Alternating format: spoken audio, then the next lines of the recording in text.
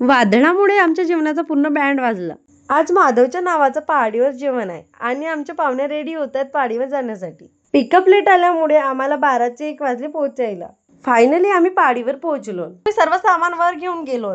नंतर आम्ही सर्वांनी स्वयंपाकाची सुरुवात केली आणि सर्व आपापल्या कामाला भिडले. आम्ही चाय तर बनवलो, पण आमच्याकडे कपच नव्हते. मग आम्ही कढीच्या वाट्यांमध्ये चाय पेलो. स्वयंपाक वगैरे झाला. नंतर आम्ही बजरंगबलीच्या मंदिराकडे गेलो.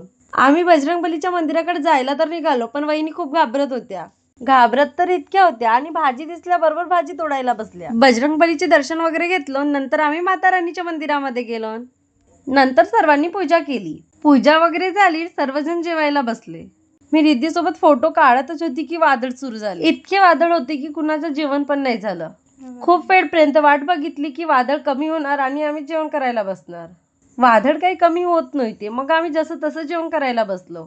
वादळामुळे आमच्या जेवणाचा पूर्ण बँड वाजला. रात्रीची आरती वगैरे केलो आणि घरी आलो.